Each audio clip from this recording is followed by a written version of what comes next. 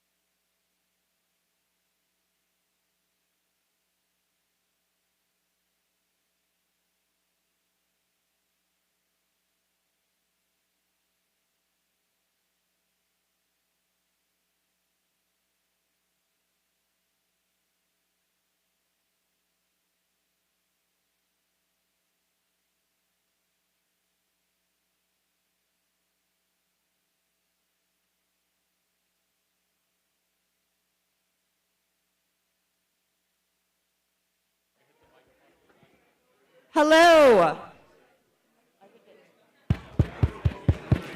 Hello, hello. Good morning, everyone. Good morning. Please take your seats. We are trying to keep ourselves on schedule. We have a global audience joining us for our live stream today.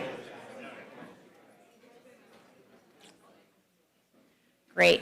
Good morning, everyone. I'm Natalie Jones, Executive Vice President of Meridian International Center, and it is such a pleasure to welcome you to our historic campus for this very special program marking the 5th anniversary of the Artemis Accords. I'd like to welcome all of our distinguished speakers and guests, including representatives from the diplomatic community, from the U.S. government, and from the private sector.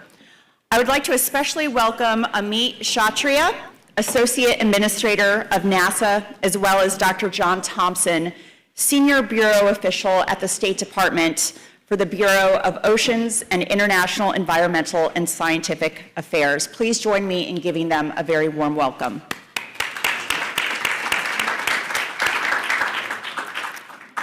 We're proud to host today's event and to do what Meridian does best: create opportunities for constructive dialogue and relationship building across borders and sectors. Just a few weeks ago, we were proud to launch the Meridian Center for Tech, Innovation, and Space to serve as an extension for the trusted platform that Meridian is renowned for.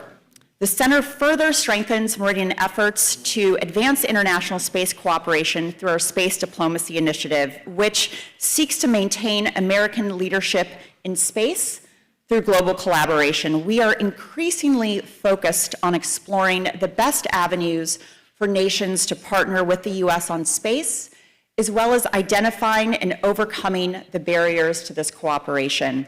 The Artemis Accords are certainly a shining example of this engagement. I'd like to thank our friends at Northrop Grumman, Wendy Williams, for their kind support in covering today's breakfast. And before we get started, just a few housekeeping notes. If you have parked on the street or you have a driver here, please note that idling is not permitted in our neighborhood. We try to be good neighbors. So please encourage your drivers to wait in our parking lot right next door. And today's program will be held on the record, and we're joined by a global audience via our live stream. As I was reflecting on the significance of today, I kept coming back to how meaningful milestones are. I'm a parent, and I know there are a lot of parents here in the room, and any parent knows this instinctively. You watch those first steps, you wait for that first word, and then suddenly, by age 5, they're sprinting across the playground and terrorizing your house. But much in the same way, as we'll hear throughout today's program, the Artemis Accords at 5 are no longer just finding their footing, they're in full flight. They're reaching new heights, gathering new signatories, and shaping norms at a remarkable pace. And it's a privilege to welcome so many of the individuals who helped bring this landmark agreement into the world. It is now my great pleasure to introduce Mike Gold of Redwire, but before I welcome him to the podium, I need to say for the record that today would not have been possible without Mike's tireless efforts. Mike is a tour de force who will find the best flight path to avoid rough air and to soar to new heights. And Mike, thank you for your efforts not only today, but for your critical contributions to advancing global space collaboration throughout your career. The floor is yours.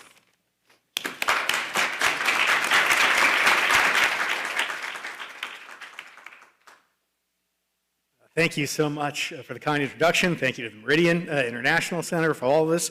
I'm no stranger to turbulence. I fly United quite often, so every day. And look, we're just going to jump right into it. You can't have the Artemis Accords without Artemis. And that's why I'm super excited to begin this program with our opening keynote speaker, Amit, who is NASA's Associate Administrator and the agency's highest-ranking civil servant and a vital advisor to the administrator. He leads the agency's 10 center directors, as well as the mission directorates associated with NASA headquarters. He's also the acting chief operating officer of NASA. He was previously served as the Deputy Associate Administrator for the Moon to Mars program in the Exploration Systems Development Mission Directorate, and in that role, he was responsible for the program planning and implementation for the human mission to Mars. Let me tell you, when it was announced that Amit was taking over as Associate Administrator, it was just wonderful to hear because that showed the focus on the Moon and Mars, beating China to the Moon. Ladies and gentlemen, let's have a warm round of applause for Amit.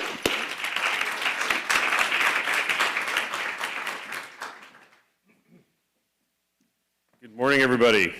Those of you who know me know that having prepared remarks is slightly unusual for me, so I'm going to do what I can to stick to it. But at the same time, it's incredible to be here. This is such a great time in the program. It's such an amazing achievement. Mike, the work that you've done to make this happen when you're inside the agency, everyone that contributed to this, this incredible plan is just celebrating 5 years and celebrating it now as we stand, 2 months away from flying to the moon for the first time in 54 years is just incredible. The wind is behind us, and we're going to just keep pushing. But it is important to contemplate this event and the milestone that we have. But let's just go through it. We're on the precipice of the greatest expansion of the human range of action in the history of humanity. That's what we're doing. We're expanding our range of action. We're expanding our range of perception. That is the exploration program. It's not just about destinations. It's about enabling the capability to do those things. And when we expand our range of action and we do it the right way, commerce follows, but risk follows too. And that's what the Accords are about. It's about bounding those risks. So we have new players, missions to LEO, missions to cislunar space, missions to the moon, 300 rockets will be sent to space by the end of this year, just in 1 year. Think about that, right? The access we have to this environment, to this new ocean, is expanding, and every year we're expecting that to keep going and going. So what does that mean? This is now an environment that has to have norms and standards and rules, and that's what we've done. To have the foresight to look ahead and do those things is incredible. And this community that enabled that foresight to make sure that we bound those norms and standards and that we lead with those norms and standards is incredible. So this is why, in 2020, the United States, 7 of our allies acted. In the president's first term, the United States, Australia, Canada, Italy, Japan, Luxembourg, and the UAE, as well as the UK, came together to establish this landmark coalition. And from those 8, we're at 59. I think there was some discussion about a cake that maybe indicates that we're at 60, but we'll see about that. It's a legally binding cake, apparently. That's there. But what more importantly, it's not just about collaboration. It's a bulwark against chaos, and it's a bulwark against confusion. And it sets a path for us to collaborate and to operate in this environment the right way. It enables a responsible and safe path forward for all of us. They provide guidelines that increases the safety and risk. And this is something we've learned for over 60 years of exploring in space. These things, it is incredibly challenging. The margins are so thin. The environment is so harsh.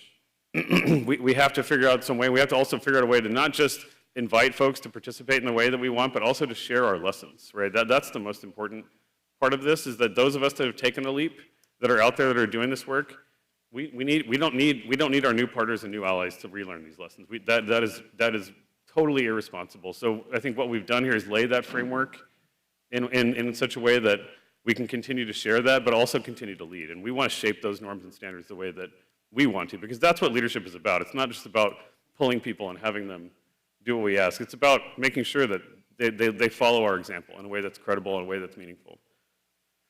So all these principles form the backbone of our exploration program.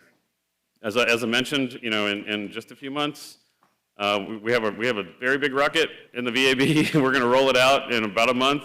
We're going to put it at the pad. We're going to put it in communications with our cryo systems, and we're going to see what happens. But that rocket, the lessons we learned from Artemis 1, the lessons we've learned from all of the CLPS landers that have taken shots at the lunar surface, everyone that's working on any lunar development hardware, even deep space exploration hardware, is part of Artemis. Artemis is not just about the all-up tests of SLS, Orion, and EGS. It's about all of this work to expand our range of action as far as we can. So we've got it. I cannot stress enough that each one of the commitments that each of the nations that come and join the Accords, they make that commitment, but they make a commitment to peaceful operations, to peaceful exploration. That is what we're about. Let's see, our ultimate goal, as I said, is not just going to the moon. It's about delivering a system that enables deep space exploration, that enables that people are living and working in space from now until the end of time. That is the goal. It's nothing as small as that. If you ponder that for a minute, that's what we're trying to do. And I think enabling those systems is our job, but it's also our job to socialize the development and production risks so that industry, because we can't, as we expand our range of action, it only works if commerce comes behind it. It only works then. We can take unique shots, we can take unique things, but if commerce doesn't follow, just like we did, and this isn't the logic of civilization from the beginning. It doesn't work. We don't have sustainable exploration unless our industries and our commerce comes behind it. And so enabling that, but enabling standards that make that work are baked into the principles of the Accords. So it's not been simple, Mike, right? We've navigated all the new traffic, all the best practices, all the public open data sharing, all of the compliance with all of the existing international laws, making that work, making sure we can put 60 nations together that have very different ways of looking at the world, but can agree on this subject is a remarkable achievement. And the way we're able to expand that and put this as a bulwark for our leadership is phenomenal. In 2026, we're going to do a new workshop on open data practices. I think we've done a ton of work with our partners in the UAE. Our grounding in international law with the Outer Space Treaty, et cetera, making sure we stay within those boundaries, but also continue to expand and be progressive as industry continues to advance, is a really, really challenging diplomatic and international exercise. But we keep growing, right? It's incredible how this keeps working. It's about that collaboration. So when we encourage nations and other, to sign these accords, they have to agree to these principles, but at the same time, we want them to bring their uniqueness. I was told I had to make Star Trek references, but I'm not really gonna, other than those of you will pick up on it's slightly, I think Pavia's got it, but let me just say it this way. Everyone that joins the Accords, their cultural distinctiveness will be added to our own. So there you go, Mike. Maybe not exactly the way you wanted that, but that's how that's gonna work. I'm a TNG guy, so it's okay. So we mark the 5-year anniversary. It is an honor. I want to honor all the heroes that put this together. The engineers at KSC, at JSC, Marshall, Glenn, all over the place that are building hardware that are going to help us go fly. The incredible diplomats in OIR and other places that have enabled the collaboration. All of the educators that are in the room that have used this to really, so much of our mission is about inspiration. We don't really talk about that very much, but every time we do these things, and this is the thing I love the most about our program, and I've loved it. I worked Space Station for many years, exact same thing. You can imagine, this level of collaboration. Like on Space Station, every morning I would take the shift, and we would do a handover, and we'd talk to Moscow and Berlin and Tokyo, and in the morning, this is what we did. And I would always think to myself, it's such an amazing thing that 80 years ago, those capitals were, engaged in incredible conflict, and because of what we do. Because we did in Space Station, we brought that community together, and Artemis just expands that. It's just that human spaceflight is such a magical thing from that perspective. It really unites us in that way, and so, I'm so grateful that we're able to have that. But what I'm more grateful for is when you see children. I would always love when kids would come in to the control center, and they would, these kids these days, they live in virtual worlds, and they have such amazing, experiences they can just kind of dial up and see, but they would come into the room, and I would explain to them that the astronauts that are inverted, that have their hands in a glove box, that are working on a cancer research experiment, they would look at me and they would see it, and they would say, "Wow!" Like you could see, like a switch would go off, right? And they believed that because they actually believed that what was happening was what's happening, right? And what happens when they make that realization? We birth a scientist, an engineer, an artist into the world. That's what we've done. Right, and Artemis will do that. Will continue to do that. And that inspiration. I don't care if those kids come and help work in the space program. What I care about is that they come and they contribute to solve major problems. What they need to learn is that when we work together and do something that the Accords have laid a framework for, it proves to us that we can solve these problems if we want to. If we want to work together, we can solve the biggest problems in the world. And the Accords are a phenomenal example of that. So for all of you, I don't know what's going to come of this. In 5 years, Artemis Accords at 10 years, Mike, you contemplate what that looks like, but hopefully it's everybody. Hopefully the entire world is united behind these norms and standards, because that's what we want. And at that point, we have assured access to the lunar surface, we have assured access to cislunar orbits, we have a plan together to start expanding our range of action beyond the moon to Mars, and this is going to be the catalyst to do that. And I'm so grateful for all of you for doing this work. Let me just tell you, and for Mike and for the whole team that puts an incredible achievement. Bless you all. I hope you have a great event today. But I'm so happy to be here, and thank you all for your support. Appreciate it. Oh, and Godspeed, Artemis 2.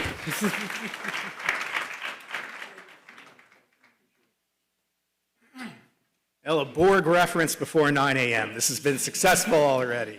Now, thank you so much, Amit. For those of us who were there in the early days of the Artemis program, it's you and your team that is transforming the dream of Artemis into reality. Let's have another round of applause for Amit and all of the hard work that he's doing. So if I can ask for our first panelists to come to the stage, we can kick off on the first panel. You know, one of my few regrets when I was at NASA was not taking more pictures, not recording more of what was happening in those early days. But I did take a few shots that I wanted to share with the audience now, if I can bring those up. So here we go. So this was in the early days of the negotiations of the Artemis Accords. Before we could unite the world, we needed to unite NASA and the Department of State. And I'll leave it to you as to what's the more difficult task to sometimes accomplish. And this is down in the bowels of the 5th floor of NASA headquarters, the conference room at the Office of International and Interagency Relations. Well, I want to thank, in particular, the International Space Station team. We couldn't have done this if it wasn't for the ISS and the Intergovernmental Agreement, the IGA coming before, so we stood on the shoulders of giants. You know, I also want to take a moment to acknowledge the press, by the way. I don't think we say enough.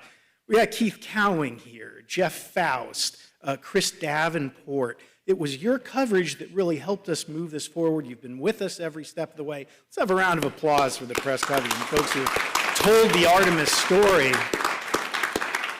And wouldn't be doing it without Capitol Hill. And I see Maddie Davis, Alicia, Commerce Committee members then and now, Senator Cruz, the one big beautiful bill. Let's have a round of applause for our friends on Capitol Hill.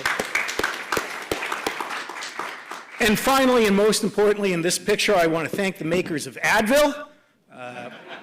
You can see it played a very prominent role in negotiations directly in front of me. I was taking it constantly. And we don't talk enough, too, about Jonathan Margolis from Department of State, who was with us every step of the way in terms of the Artemis Accords, in terms of the Gateway negotiations, which we were doing at the same time. And so you see him there in the picture. Dave Tucker, who's now over in Senator Hickenlooper's office as well. And so this was late at night, 7 p.m.-ish, I think, Gabriel. And we're negotiating it, and who bounces in but Jim Bridenstine, right? So Jim comes in at 7 p.m., and he's like, oh, I'm glad I don't work for Mike, like 7 o'clock, here you all are here.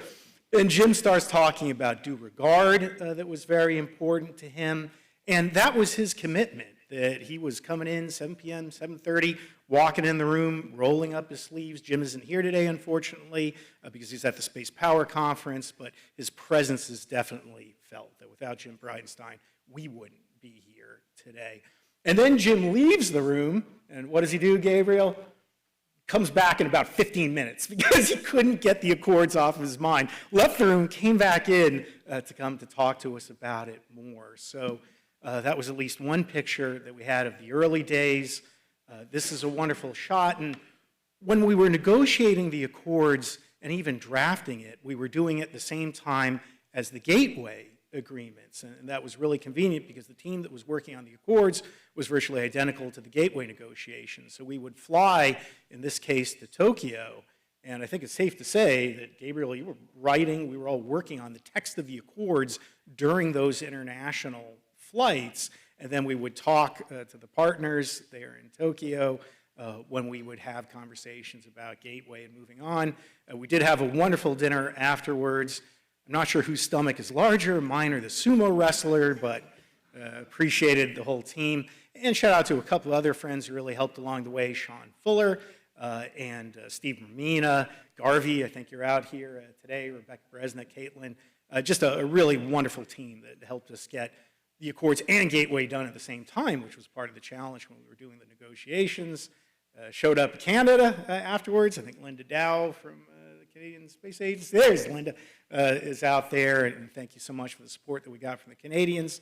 And then we had to work a lot on the Accord. So this is 4th of July, and Jim was calling me. He's like, I'm having a hot dog. What are you doing? And I'm like, I'm doing all of the work. I'm sitting here working on the Accords, and I was missing my family, so I brought my son in, and we were sending out the invitations to join the Artemis Accords. So it was like, look, you can press the button, and we'll play the national anthem of each country as we send it out. So it was just a cute picture. There's the UK right there. So just some fun images from the Accords.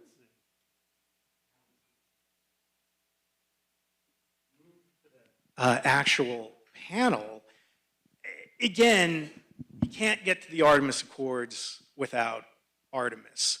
And really that began with saying America will return to the moon and Space Policy Directive 1. And Scott Pace, who was the Executive Secretary of the National Space Council at the time, I don't think we'd have had Space Policy Directive 1 if it wasn't for Scott, for his tremendous leadership and work both inside and outside of government and academia. So Scott, take us back to the beginning, right? And would love to hear your thoughts about the development of Space Policy Directive 1 and pointing America back towards the moon. I would say one thing you have to understand is that staff is just staff unless they're empowered. And so the fact that the president came in saying, okay, make America great, space is part of that, turns to the vice president and says, Mike, go make it happen. Much in the way Jim Bridenstine looked at you and said, Mike, go make it happen.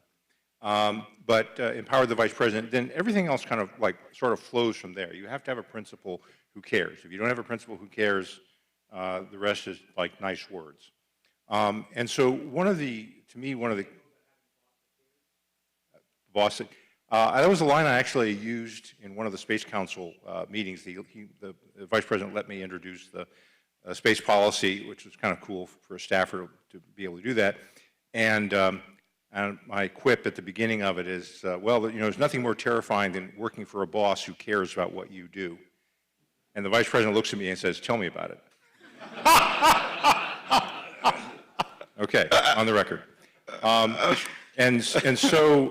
But going to the beginning, and this actually has something to do with the Artemis Accords, when I interviewed, I didn't have a long history with Vice President Pence, but did get interviewed. And when we were Air Force Two going down to the Cape and back, and I think Keith Cowing busted me out by finding a photograph of me somewhere near the back of the tranche in there. I knew it was going to happen.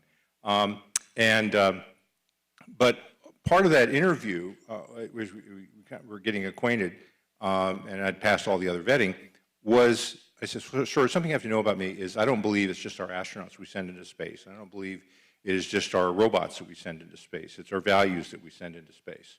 And so democracy, human rights, rule of law, all that sort of thing, which makes up who we are. This is more than just a science project. This is about values. And there are other countries that are going to be out there who don't share our values, and they have a right to be there. Okay, but I don't want them there without us. Okay, I want our values, the values of the United States, the values of the West, the values, essentially the Enlightenment.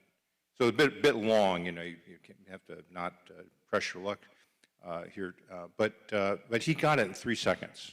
Okay, because it resonated with what his sense of what values were and what he wanted to reflect. And so that led to the conversation about what I thought needed to be done in human space exploration. A lot of space policy is very continuous. It doesn't really change a lot. You can see the common threads, over for decades. But it's no secret to anyone here that I was rather opposed to the exploration part of the Obama administration policy for a variety of reasons. And that having a direction, Moon, Mars, of course, had been tried before. 2 other presidents tried that. So what was different this time? This time is about recognizing a new reality which is different than the Cold War reality of the 60s. Instead, today, it's much more globalized space, much more democratized space, and so you had to find a way to align your exploration policies with that new reality and to bring them into it, and that, in fact, assuring America's self-interest. required having this kind of partnership with commercial industry and with internationals. It was not a one and done by yourself, let's go do a foot race, completely different than the 60s. And so the Artemis program and exploration coming out of SPD-1 was designed with that in mind. And Artemis Accords were the obvious complement, to that. Now, I didn't have that totally in mind the time an SPD-1 was done. I didn't have all that cooked out at all. You guys came up with that. But it fit very much. And if today, if one goes back and reads a new era for space exploration and development, which is kind of like the conference report we wrote at the end of 2020 to kind of tie up and explain in words what we were trying to do, that issue of shaping the environment toward positive values is integral to a lot of that policy. And so Artemis Accords are the realization and continuing realization of that vision.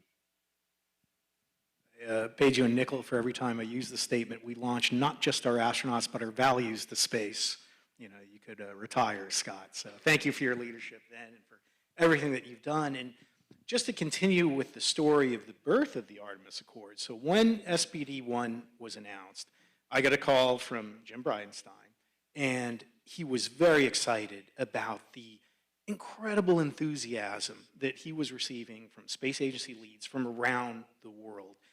As you mentioned, and I'll just say the words, the asteroid retrieval mission was not particularly popular among the international partners. I think they were skeptical that it would ever come to fruition. And I think the whole world, they want America to lead. They wanted us to go back to the moon, but we were isolating ourselves with the ARM program. So when we announced SPD-1 and when America said we're going forward to the moon, there was great enthusiasm. But we all knew the history, that when it comes to beyond low Earth orbit human spaceflight, failure wasn't just an option, it was a certainty that we had failed to sustain any beyond LEO human spaceflight program since Apollo. And when Jim was telling me about the enthusiasm, the praise, all the calls he was getting, I was telling him, Jim, we need to transition that support to be public and to be explicit. We need a vehicle for that. And I've even got a name already for it. Let's call it the Artemis Accords. And it was Jim who said, that's all great. What if we also requested norms of behavior as part of joining the Artemis program, almost a price of admission, so that we could achieve this future that is both peaceful and prosperous and represents the values Jim, as a naval aviator, was very focused on due regard, those sorts of issues. So it's like, absolutely, we should and could do that. Then Jim asked me to join NASA 3 times. I said no 3 times, finally gave in. And I think after talking to both Jims, Jim Bridenstine, Jim Morehard, and Gabe Sherman, the Chief of Staff, my next call was to Gabriel, who I had known for years before that due to his leadership of the Civil Space Legal Group at the Department of State. We'd been to a number of United Nations Committee on the Peaceful Uses of Outer Space. We'd both been part of the Hague International Space Resources Governance Working Group. The name rolls off the tongue. And that's where I actually did some was the chair of Tiger Team 2 on safety zones. And we did some of the initial work that actually even found its way into the Accords. And Gabriel, I remember calling you saying, I'm coming to NASA, we're doing this with the Accords. And then came the question, well, what would actually be inside the Accords? And we had obviously talked about extraction of resources and utilization, interoperability, the safety zone concepts. But you were, if memory serves, the first person to put pen to paper relative to what actually was going to be in the Accords, and would love if you could talk us through that time and how you decided what the substantive principles of the Accord should be. Thanks, and thanks to Meridian for hosting this wonderful event. Yeah, happy anniversary, Mike.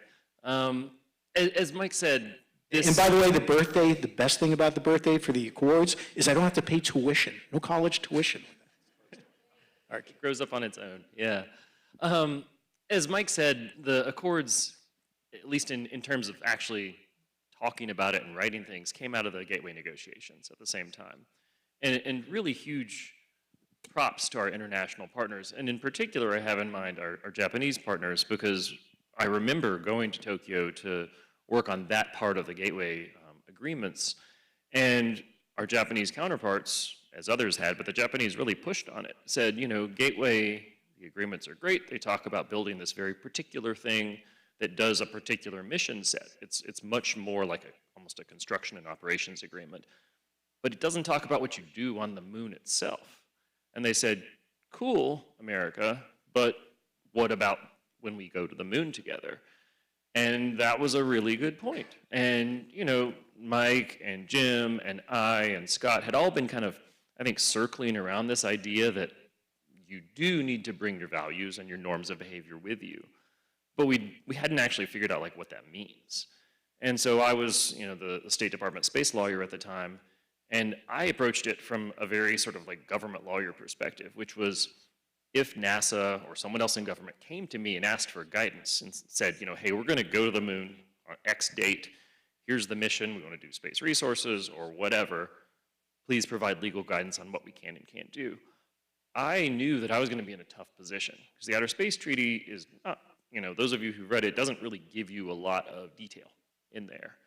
So just from a very practical government lawyer perspective, I realized we needed something to bridge that gap between the treaty and mission planning, more or less. So that is what drove the Accords, and that drove the content of the Accords.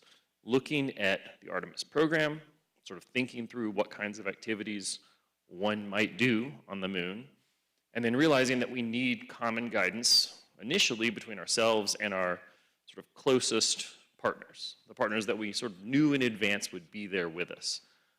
So that's what it was. And you kind of start with the Outer Space Treaty. As I recall, flying back from Tokyo overnight, flying over the North Pole, not able to sleep, sort of pulling up the Outer Space Treaty on my computer, and literally walking provision by provision and saying, how would you do this on a lunar mission?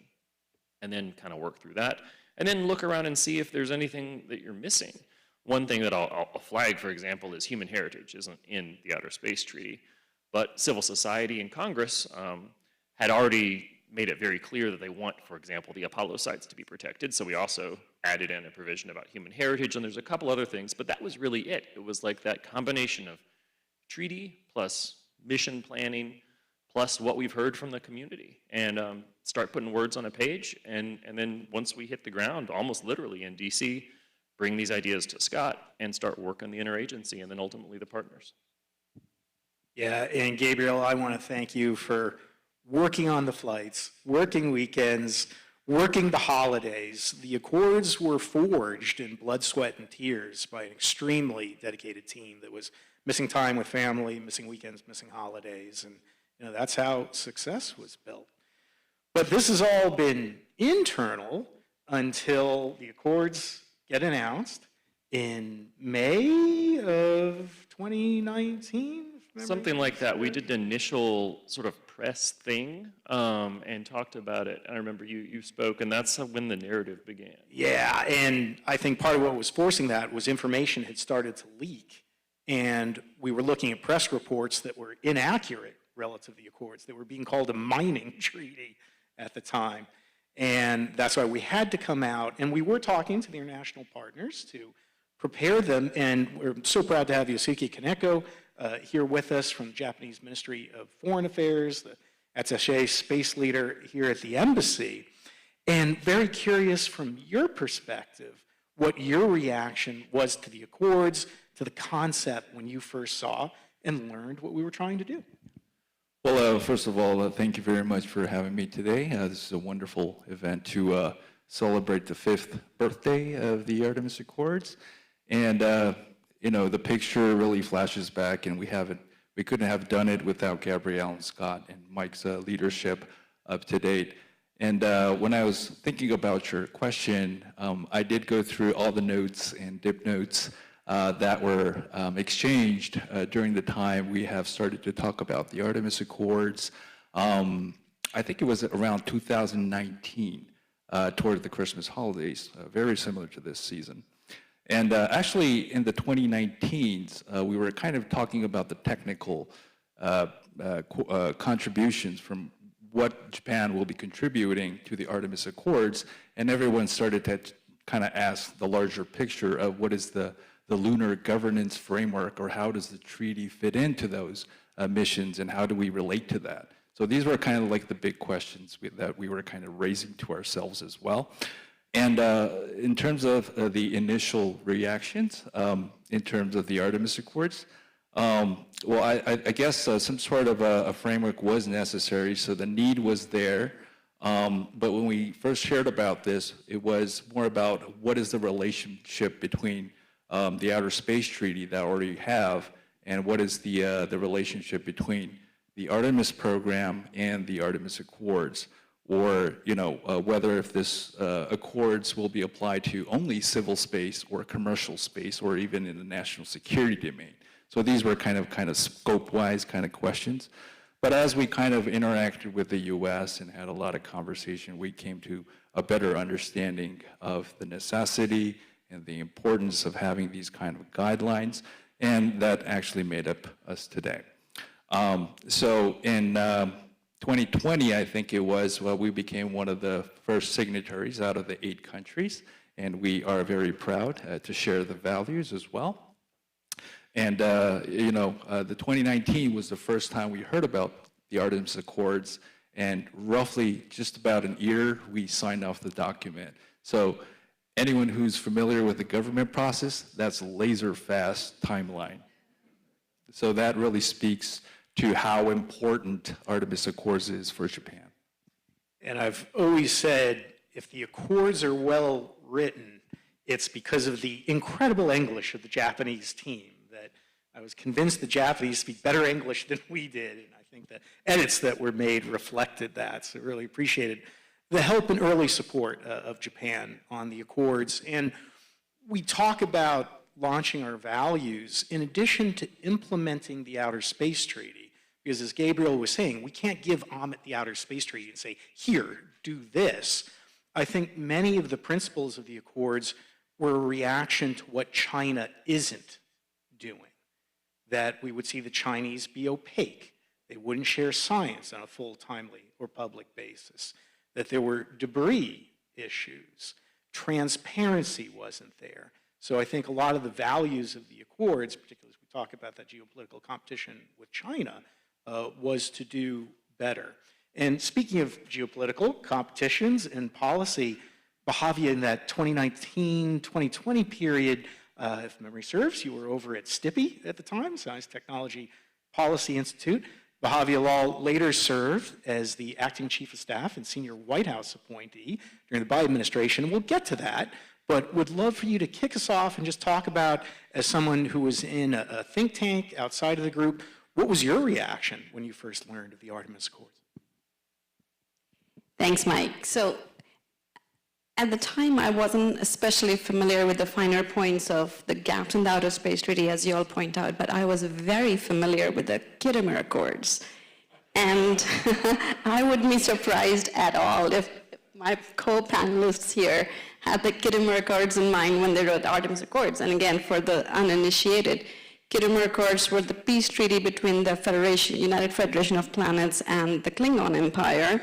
And it ended centuries of conflict. And of course, without Kittimer Accords, we wouldn't have Worf on the Starship Enterprise, we wouldn't have Section 31, which is a major new series if Paramount survives. Anyway, on a more serious note, I was actually at the time in the middle of a NASA-funded study on prospects for a cislunar economy. And we thought a lot about, we so much often talk about just, the flags and footprints, just return to the moon. So in my mind, at the time, Artemis Accords actually shifted the universe from that, land mentality to a long-term presence mentality. And of course, we go beyond just even a, science and exploration to an actual economic ecosystem on the moon. So that was for me and for a lot of us who were, outside of this team developing all these wonderful ideas, that was kind of the big takeaway for us. Thank you, Bahavia. And Yusuke, you mentioned how quickly the Accords went. Candidly, when I was trying to decide whether to join NASA or not, I had a lot of friends telling me, you're never going to be able to accomplish anything in a year and a half. Never get anything done at that time. You shouldn't even bother, can't do anything. And we were certainly well aware of the time pressure. Maybe had I not said no to Jim 3 times, we would have had an earlier start. So that is on me. But there are a few numbers and letters that scare me more, Scott, than C-175 and the C-175 process that we had to go through to get the accords approved. And so grateful to you for your support during that. I don't think we would have gotten through as successfully, certainly not as quickly, without your leadership, and wondering if you could share a few words for us as to what that process was like. Case is the Blocky Act, 1972, leading to Circular 175 instructions for interagency. So State Department is the premier and lead for all foreign policy stuff. So if an agency, even DOD or NASA, wants to do something international, got to go through a C-175 process in order to coordinate to make sure everybody else is on board with what we're doing. In the case of mentioning the gateway issues, in some ways that was a kind of a precursor to it, because one of the things about gateway was that having the intergovernmental agreement for space station originally envisioned having free-flying platforms. So extending the existing IGAs to include free-flying platform was not really a big stretch, but we still had to go through an interagency discussion because there was, of course, the questions of the Russians. We had already sanctioned Russia several times for things that, this is before the Ukrainian invasion. One of the notable pieces was we sanctioned Russia for use of nerve agents against a dissident Navalny, the use of weapons of mass destruction in Europe. And so part of the sanction for that was we suspended all approvals or waivers for satellite gear and equipment to go to Russia. So it's essentially cut the Russian commercial launch industry off. So this is the environment in which we're operating, and yet Russia is still a member of the International Space Station. So if we're going to offer, say, a gateway discussion, that includes all the IGA members, including Russia. And so this was somewhat controversial because, you know, what are we doing? Why are we even talking to them? Well, we have to talk to them because that's part of the IGA. And the solution was that we can start talking with them. Doesn't mean we have to end with them. And so whether or not an agreement actually happens, and to be fair, the Russians had some of their own ideas for what they might do, contributing an airlock, for example. They later decided that that wasn't sufficient for a variety of reasons and withdrew from it. But even in that environment, we still followed, you know, the ISS, you know, intergovernmental agreements to have this sort of discussion about gateway. So that was kind of like a precursor for the issues were at stake. So now, if we're talking about doing something new, the Artemis Accords were not in any way containable within the IGA. They were something brand new, on the moon, something different. And so thinking through, again, who are we going to partner with? Why are we going to partner with them? What are the political conditions necessary for accepting people? And having, in general, decisions that they were going to be open. You know, I think there was kind of there's still a misunderstanding that goes around that says we excluded China from the Artemis Accords. We would take a signature from the Chinese today if they wanted to do that. If I might, I will tell a story about Mike. You know, you have to see the way this starts. We're in a dinner in Baku, all right? And we're in a weird track 2 discussion with the Chinese Society of Astronautics about whether or not we can exchange SSA data. And of course, it's not going anywhere because they want to have a political agreement before they'll talk to our nice people from Amazon and Starlink. And so we kind of break, go over to the one Chinese woman who's a general counsel lawyer for one of the state enterprises, who really was really sharp, very impressive, and plainly commanded pretty much everybody else in that room. And as I walk over toward her to try to talk in the in-between period, I can hear Mike going, you know, it's not too late to sign the Artemis Accords. And I'm like, good on you, good on you. The interesting thing, I probably shouldn't quote her, but the interesting thing, her response was, I think so too. And the point was not that that was going to happen or that she had political cover or anything to do that. But as a lawyer, I think she recognized the value of what the Artemis Accords did. Now, they have international lunar reference stations and other things going on, but nothing really like the Artemis Accords. So they write their language kind of as a preamble into various specific agreements. But I think as a legal professional, she recognized, I think, the value of the consistency that was brought there, even if there was no chance of that being signed. Yeah, my luggage had also been lost during that trip, and the only reason I had clothing was Scott Pace literally borrowed me the shirt off his back. I had a NASA shirt that It was an extra large NASA polo shirt. Fit fine, thank you. And we're running up against time here, so we'll have to move quickly. Apologies, but Gabriel, what did we learn from the negotiations and implementation of the Accords? We had a lot of discussions of political commitment versus binding agreement, the number of countries that we started with. What do you think lessons we can take forward from those early days and the success of the Accords? I think the lesson I've learned is that you can be really ambitious. You know, we originally were hoping we'd get that initial tranche of signatures. The countries, as I said, that we sort of knew we were going to cooperate with in the early days of the Artemis program. And we were prepared, at least I was prepared, and we had these conversations to be satisfied with that and really just provide joint guidance amongst ourselves, right, for sort of real deal operations that are going to happen. We had hoped, kind of in our wildest dreams, that this would take off, to use a term, and become more of a global thing and become a standard not just for those of us doing Artemis program missions, but for everyone. But that was a really big reach goal. And we realized that as soon as we started having these conversations, first with our immediate partners, and then later on kind of opened it up to the world, there was an incredible appetite to start answering these questions. There's an incredible appetite to be part of the conversation. Right? Sometimes we would have conversations with potential signatories when I was at the State Department. If they didn't have a major space program, they would say, well, why should we care? Why should we sign the Artemis Accords? And the answer we always gave, and it's the best answer I think you can give, is you certainly don't have to, but don't you want to be part of shaping the future? You may not be going to the moon now, but presumably you hope at some point to be part of this broader humanity. So this is an incredible opportunity for everyone, and everyone we talked to noticed that and realized that.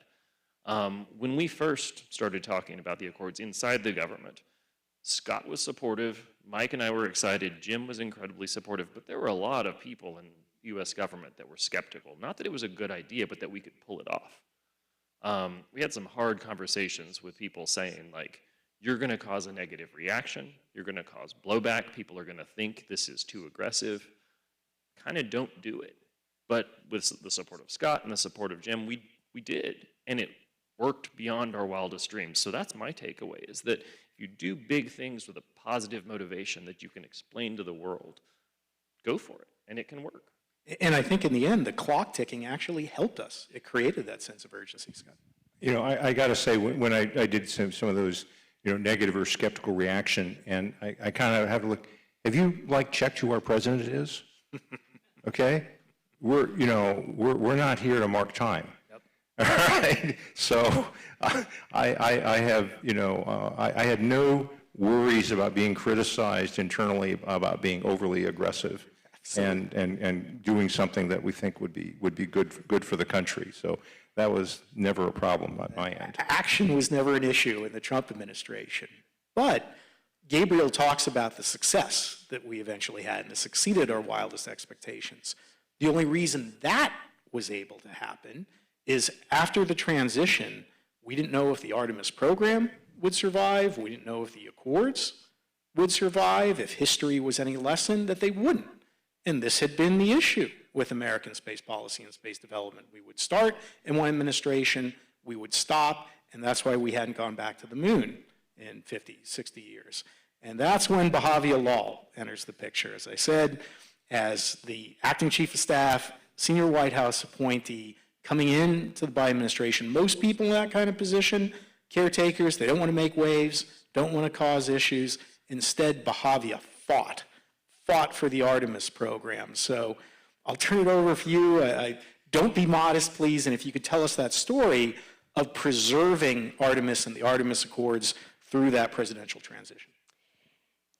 So I think I should clarify by saying that keeping Artemis was a transition team finding, right? So we actually had T-shirts made that said continuity of purpose.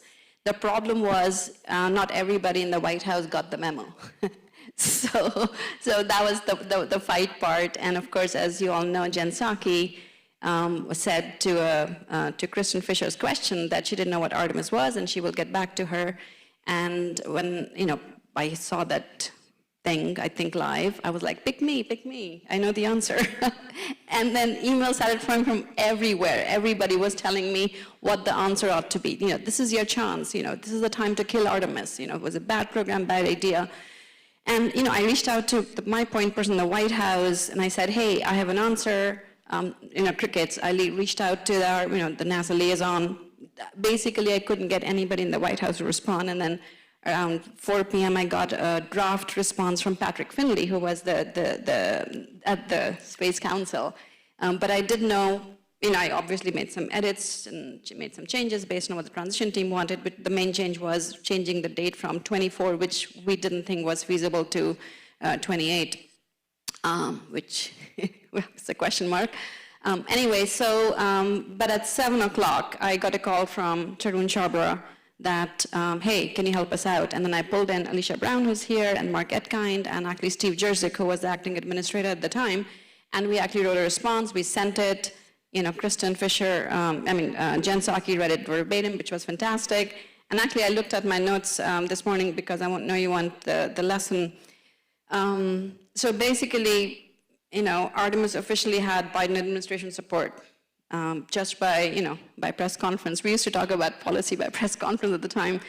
And of course, then OMB, and I won't say who, called and tore into me for about an hour. And I was shaking by the end. I'd never been yelled at in my life, maybe by my parents who are here, but other than that.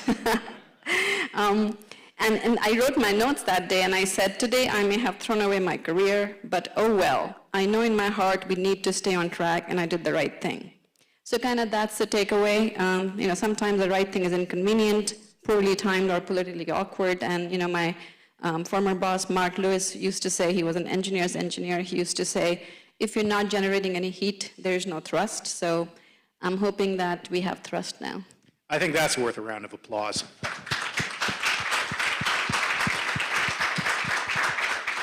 So Yasuke, take us home. The accords have been signed. What did you see as the benefits to Japan, to the world, as the accords grew?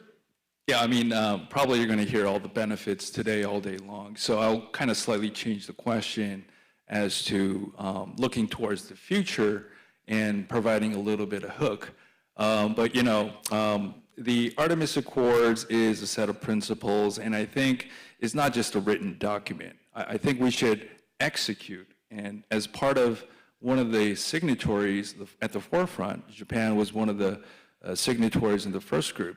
So I think Japan and all other countries are kind of responsible to execute what was written in the Artemis Accords and accumulate the good practices, because in the end, these will become the normal behaviors on the lunar surface. And I think this is an important pathway for the commercial sectors to follow as well. Wonderful, thank you. And we've got one more international partner. You've already heard Amit talk about United Arab Emirates. They were a critical part of drafting the accords, of forming the accords. We were actually planning to announce the accords at the International Astronautical Congress in Dubai in 2020, and then COVID had other plans. But when I was in Abu Dhabi a couple weeks ago, I got to sit down with my old friend Talal Kaisi, who was the space attaché at the UAE Embassy, later worked for the UAE Space Agency. He's one of the people who convinced me not only about the accords, but to join NASA in the first place. So we'll play a brief interview with Talal now.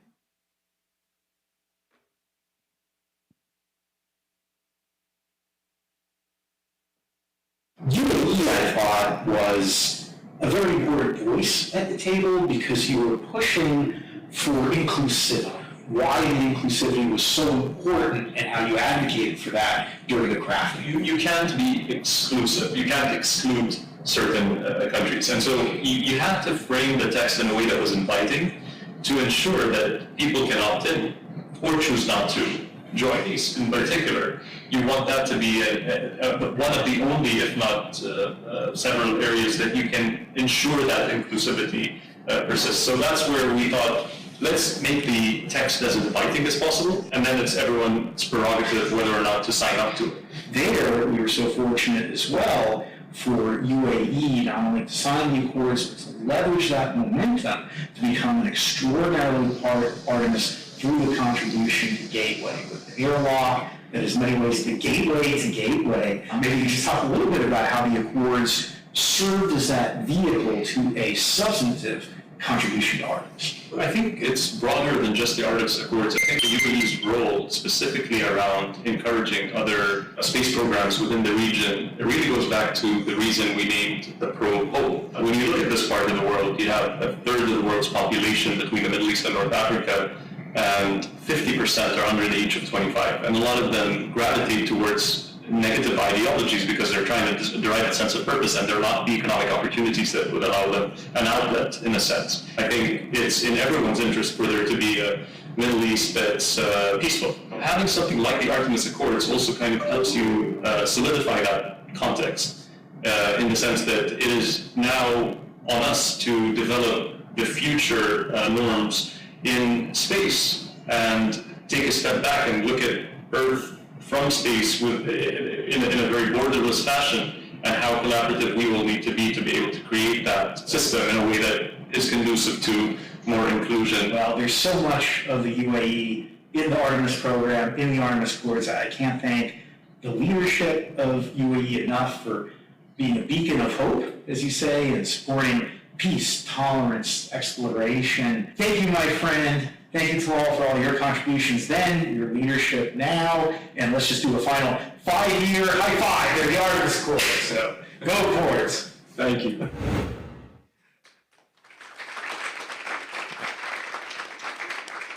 Yeah. Thank you, Talal. The word inshallah was used more than a few times as we developed the Accord. So let's have a final round of applause for this wonderful panel.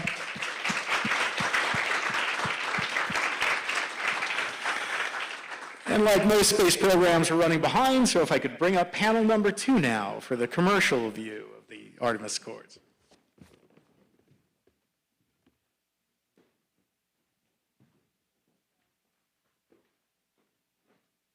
As we make this transition, I'll just comment that when we were developing the Accords, there was a non-trivial conversation about whether we should include commercial civil entities in the Accords, whether the Accords should cover national security.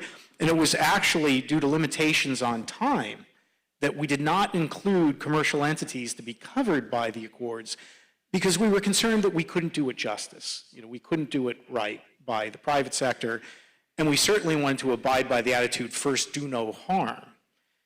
So while we couldn't address the private sector, we did hope that aspects of the Accords could be helpful to the private sector.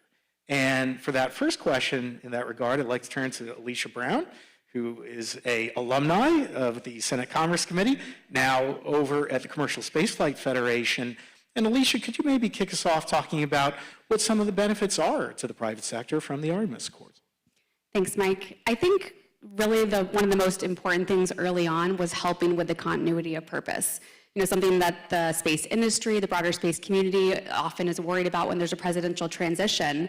And so when you first briefed me on the Artemis Accords, I was on the Senate Commerce Committee, sometime in May. I thought, this is well and great, nothing controversial here. I didn't necessarily understand what a big deal it was or how important of a tool it ultimately could be in helping ensure that there was continuity across the transition. Again, it was 2020. I was much more looking ahead to the possible administration change. We were preparing NASA Authorization Transition Acts to ensure that we would keep on going towards the moon.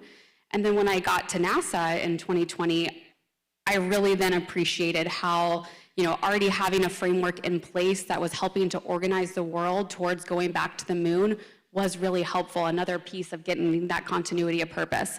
And of course, then I saw, what doors it opened for NASA in the US across the world to have this in their toolkit to talk to other nations. Senator Nelson would talk about, going across the world and traveling, and he would get meetings that others in the US government weren't able to get because of the NASA meatball and because he had something to offer them that was, easy for them to sign up and increase our partnership there. And so just to more your specific question, of course, government or industry is going to the moon with government, with the US government, with other governments, and on their own for private missions. So having this framework, the shared understanding of how we're all going to operate on the moon is incredibly helpful. And I'll point out, I think, a few key provisions in the accords, transparency, non-interference, those are all critical principles so that so industry can understand how we're going to operate together when we are hopefully all up there doing unique things on the moon. Also, I think the provisions about scientific data being openly shared, that's going to help us all as we're developing technologies to mitigate lunar dust. And again, how we're going to operate on the moon, I think sharing this data is going to help us all get there faster and better. It's a great point, and as we were developing the Accords, that requirement to share data was something we wanted to put on taxpayer-funded civil space programs, but not on the private sector. So that was maybe an example, too, of something that we thought government should do, but not the private sector. And Alicia, you talk about these activities that commercial companies and the private sector will do, and that's why I'm so thrilled to have Blue Origin and Eddie Seifert, who's leading some of the civil activities on the moon. I have just been stunned by the investment that Blue has made. You deserve, I think, huge kudos for $1 billion per year. The private sector funding of the Mark I mission that's coming up. So just provide us for some context as to what's occurring on the moon. Could you tell us about Blue Origin's activities, particularly the upcoming mission with Mark I? Sure, thanks, Mike. And can I add, great birthday party. The Star Trek references are amazing. There will be cake. Looking forward to that. We're thrilled to be partnering with NASA to return humans, these Artemis astronauts, to the surface of the moon fast, and this time to stay. And so that's an incredible mission that we take very seriously. And so there's a variant of our Mark II crew lander, the Mark II cargo lander, that can land over 15 metric tons on a single landing to the surface of the moon. That's perfect for the infrastructure assets that we're going to need at Artemis Space Camp. Rovers, habitats, nuclear reactors. And so that's sort of the foundation of that exciting lunar surface activity future that we all envision. And maybe let me take a step back. Like Blue Origin has been architecting and building hardware for the moon since day one. So I offer as an example our New Shepard vehicle that is fueled by liquid hydrogen. And part of that is because we know there's water on the moon and hydrogen is essential to that. So today, right, with over a decade of experience in, a human-capable spacecraft that's fueled by hydrogen, we can leverage all of that and demonstrate that knowledge that we've gained on our upcoming Pathfinder Mark I mission. So when Mark I lands on the moon in early 2026, it's going to be the largest lunar lander to have landed successfully on the moon. It's going to near Shackleton Crater. And so we're excited that it can land on the South Pole, or near the South Pole, sorry, I should say. And so it's designed for 3 metric tons, landing on the surface of the moon, day or night. And we're going to follow that up with the second serial number, which is slated for the Viper mission. And so we talked earlier, Alicia, about data and sharing data. That Viper mission will be critical for prospecting, which is the foundation of the Artemis Accords. And so this is our contribution to Artemis, and we're happy to be here celebrating at this birthday party. Well, we're grateful for it, and I know your boss, the founder, no stranger to Star Trek. He's got the original USS Enterprise from the movies in front of his office, and I can tell you whenever I visit Blue Origin, they triple security around it. I don't know what they... Well, I know if it goes missing, I know who to call then. I plead the 12. Thank you, Eddie. Wendy Williams, turning to you, Vice President, General Manager at Northrop Grumman. Really appreciate, again, your company's support for lunar development. And we've talked about the relationship between the Accords and Gateway. And as a critical member of the Gateway team, would love to hear your thoughts on the importance of Gateway to international relations, American leadership, and how Gateway will benefit lunar exploration. Thanks, Mike, and a pleasure to be here. Northrop Grumman is really proud to be providing the Habitation and Logistics Outpost, HALO, which is a building block for the Gateway space station. Gateway will be the most distant human lunar outpost ever built. So we're really excited to participate in that. And as you mentioned, the Artemis Accords and the Gateway agreements were built or developed simultaneously. Gateway is really the advantage or the impetus of the Artemis Accords. It made it real. And it is making the international partnerships real as we develop and deploy this capability. It's a real platform in lunar orbit. And it's so important. It is certainly important for the relationships and the partnerships with our international colleagues, and it also advances our technology. It's so important to science, and it provides excellent commercial opportunities, like we were just talking about. It also provides a way for us to be on and around the moon for longer periods of time. It helps teach us and gives us research to understand the hazards of deep space exploration. And it also, I think, a really important opportunity is, well, one, it provides a stepping stone to missions beyond the moon, and it also brings our allies in and brings other countries in so that we can, within our sphere of influence, everyone wants to get to the moon, and they can do it with the US and with our allies, or they can do it with our adversaries. So it's important that we keep that alive and continue progressing. And for Gateway, all of our partners, or many of them, are planning to use Gateway. And if we look at our partners who will be astronauts on our Artemis program, the Japanese, Europeans, UAE, et cetera, they're planning to utilize that. And so again, that international collaboration is important. And I am so excited also to be part of the Artemis program, providing our solid rocket boosters for SLS. And that upcoming mission is so important and so critical. It's going to inspire generations. The national security is going to help defend generations, and we're thrilled to be part of it. Appreciate it. And you mentioned the adversaries. I'd like to say and compliment Alan, who is the president of the Coalition for Deep Space Exploration, on the testimony that you gave when we were testifying before Congress together. We're thrilled with the success of the Accords, but if America and our international partners aren't on the moon, or we're not on the moon first, I think we're looking at a very different future. Our values may not continue. The number of countries that have signed the Accords versus the Chinese International Lunar Space Program, ILRS, may be very different. So, Alan, could you talk a little bit about the importance of getting to the moon, having activities on the moon, and of being first?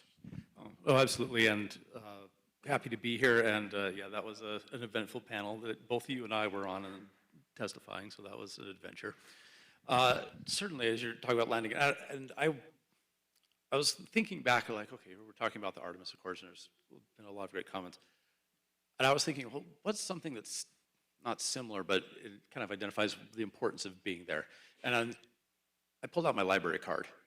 And for those of you who are of a certain age, going to the library was something that you did when you were in college. You went and you put your kind of thoughts together, and I'm going to go to the library, and then I'm going to use my card, I'm going to check out some books, and then I'm going to go write my paper. All right, but the key is, just because you have the card and you can have the ability to do something, if you don't go to the library, it does you no good. And so as I was thinking about here's the Artemis Accords. We've got some great stuff. Planning, we have a lot of the principles that are in there are laying some great groundwork. Here's the norms we expect. Here's how we're going to help each other out, even if we're in distress. There's there's some wonderful things in those. But if we're not there, it's a great theoretical exercise. You want to lead by example. You want to be there. Here's the principles that we have. we've laid out in the Artemis Accords, we've got 60 countries that have signed up for it. Be there, show up. And that's what we're doing. I mean, just in a couple of months, we're going to have potentially the next flight of humans to go up and around the moon. That is being done by our industry. NASA set the goal. We've had, like, as Alicia mentioned, continuity of purpose. We've had lots of experience here. We just need to go and execute. And that's what's going to be exciting, because once you're there, you show how those norms are going to work. You can say, this is how it works, show how it works. And if you're there first, it's a whole lot easier to say, this is how it works, and we're welcoming anybody to come along. But you need to be there. And I think that's one of the things that we can't lose sight of, is that we're excited about the 5th anniversary, 10th, 15th, 50th, great. But at the end of the day, you need to be there and be exercising what you say you want to do in order for that to be effective. And I mean, great preparation, groundwork that's already there, but you need to be on the ground. Absolutely. Thank you, Alan. And I'd like to applaud the comments by the NASA Administrator nominee, Jared Isaacman, who made it very clear that this is an urgent issue. We need to proceed expeditiously. Let's get on the moon. Let's be number one, not lose to China. So I think we're all pulling in the same direction, public and private sector. Alicia, if I could turn back to you. I know it's a little early to talk about mission authorization. I hate to say those words before noon, but the mission authorization paradigm, and mission authorization is the approval that private sector companies get for their activities, I think will have a big impact on norms behavior and what the private sector is doing on the moon. Could you talk a little bit about the importance of that and making sure that the private sector has predictability, has sustainability, and has efficiency relative to licensing, certification, regulation from the government?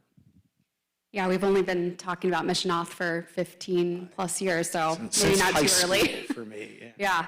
I mean, so as we were saying, you know, the Artemis program at NASA is really the backbone of U.S. exploration efforts, but there's a lot of efforts beyond the Artemis program or adjacent to the Artemis program where private entities want to go to the moon for various purposes, for, you know, commercial purposes, for resource utilization, for in-space manufacturing. I'm sure things that we haven't even conceived of yet. And so the mission authorization process that is being implemented at the Office of Space Commerce based on the recent executive order is going to help unlock the commercial space industry to going alongside NASA and on their own to achieve some of these really unique things. And of course, I know the draft is still being worked through the administration, but you know, very confident in the Office of Space Commerce team who, you know, Gabriel has also been thinking about this problem for a really long time. So I'm confident that, you know, what he has in mind is going to very much mirror things that we see in the Artemis Accords and of course our international treaty obligations. There's often, I think, this misnomer that the commercial space industry or industry in general doesn't want, you know, guidelines or rules or regulations. To the contrary, we want smart rules and regulations, but we need some sort of process in place to ensure that someone in the US government can say, okay, go. You have permission to go operate. What you're doing is in line with all of our international obligations, and for the US to bless that as where they're having conversations with nations around the world to say, yes, we are meeting our treaty obligations under Article 6. I think it's a really exciting thing, and I'm glad we seem to finally be making some progress there. Transparency, hard deadlines, all the good news. And let's applaud the Trump administration for the executive order, because I think that's what we needed. Now we're actually moving forward, which is great. Wendy, we've talked a little bit about this already, but one of the most beneficial, I think, aspects of the Accords for the private sector is interoperability, that we don't want to get up to space and have a VHS versus beta moment. I'm that old to make that reference, but could you maybe talk about the importance of interoperability to the private sector and to our success on the moon, both for the private sector and for international collaboration? I think interoperability is no longer a goal, it's a given. We demonstrated that with the International Space Station, and the deeper and deeper we go into space, divisions between countries will also get farther and farther apart, and hopefully conflicts less and less. So we can no longer work in silos, both across our industry within the US and also, you know, more globally. And it's important. I mean, the Artemis program provides that sustainability, and the Artemis Accords provides the structure for us to work together. Yeah. So I think it goes in hand in hand. I did just want to take a minute and and say thanks for so many people. Certainly, I'll say the founding fathers of the Artemis Accords, you, Dr. Scott Pace, Mr. Jim Bridenstine, just that innovation and understanding and the forethought that went into that was remarkable. And then for the execution team right now, led by Sean Duffy, with the interim administrator and and his support, and Jared Isaacman coming in, and we look forward to him taking the torch and moving this forward. Amit's dedication and commitment and vision has been unwavering. Dr. Lori Glaze has been instrumental in this. There are so many others across the administration, on the Hill, et cetera, and did want to recognize Senator Cruz. Really appreciate his leadership and commitment, and Maddie Davis is here. Appreciate you as well. Thanks. Absolutely, and shout out to our friends at OIR, Meredith McKay, Kim Wells, who are here today, Dave Reinecke, carrying the torch forward. I remember my first meeting, Kim brought a giant Live Long and Prosper foam hand to the meeting, so a lot of people continue and keep torch lit, move forward. Karen Feldstein, we should mention, who was also critical in the early days of the Accords, so really appreciate the incredible team effort. Thanks for raising that, Wendy. And Alicia, if I could turn back, let's go back to Eddie, and relative to what the government can do to be helpful. We always talk about public-private partnerships, we're stronger together. What would you like to see the government do to help enable, to help accelerate lunar private sector development?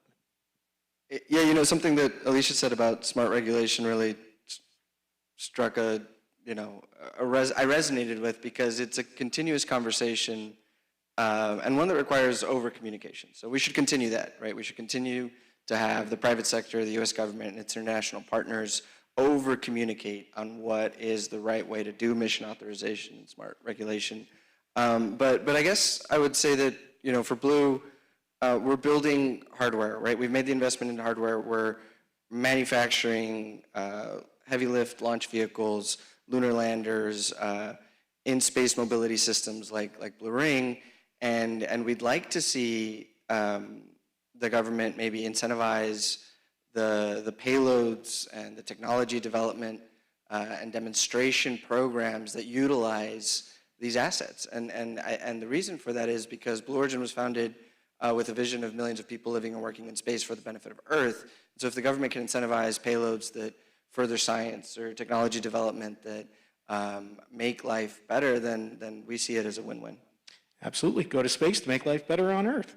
And Alan, if we could wrap up with you, again, we're talking about public-private sector partnerships, and we've talked about values, that we need to beat China, not just in technology, but in policy. How can Artemis Accords governments help bolster private sector development so that we can out-entrepreneur the Chinese? Well, I think we've heard it from the get-go of this morning, from Amit all the way through, even with Alicia and this panel. The Artemis Accords provide a structure, and that structure takes away uncertainty, and it provides a stability.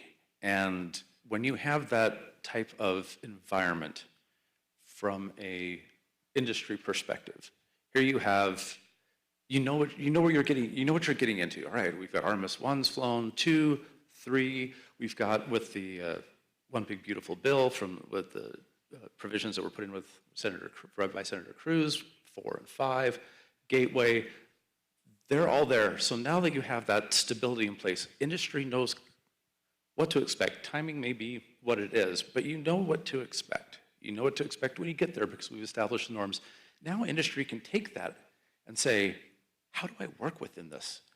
And if we had not started this process of we're going back to the moon, would we have multiple companies competing to be able to get for the opportunity to take people to the moon, to be able to land, to do all these scientific CLIPS missions?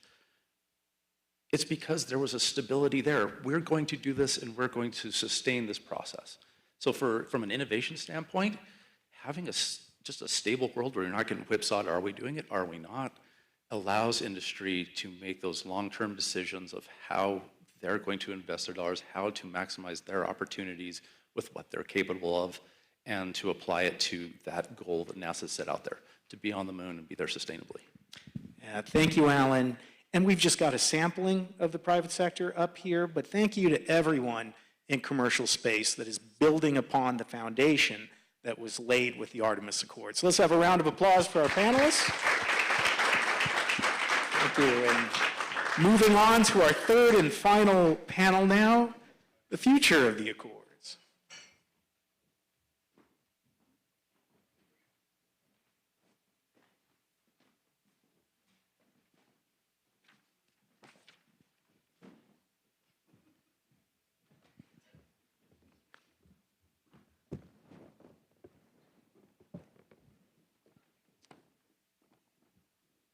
So the Accords were always a beginning of the conversation, not an ending. And you heard us discuss today that we were thinking about the private sector, thinking about national security, and I'm so happy to have all three of you here to talk about what's next. And Valda, if I can start with you, Valda McManus, who's the head of the Office of Space Affairs for Department of State. Maybe you could give us a little recap of how you felt about what's happened in 2025 and what we can look forward to in 2026. Green, got it. Green means go. First, let me start by saying We're policy, we're not technical. That's true. A huge thank you to Meridian. Thank you very much, Mike. You've been a tremendous partner. And to all our colleagues, particularly our international partners joining us here today. It's wonderful to see so many familiar faces. Our commercial sector as well, incredibly important partner. And a shout out to NASA in particular. I think the Accords, as everybody knows, is a joint venture between the State Department and NASA. I will say this, I hope our NASA colleagues would agree. I think we are at a place where our relationship in collaboration is closer and better than ever. So thank you. I don't think we would be at 59 signatories now if that weren't the case. So I think that's something we should all be very proud of. I know that I am. So thank you. In terms of where we've been in 2025, there's been a tremendous amount of activity, both in the U.S. Commercial sector in space, as well as with our international partners.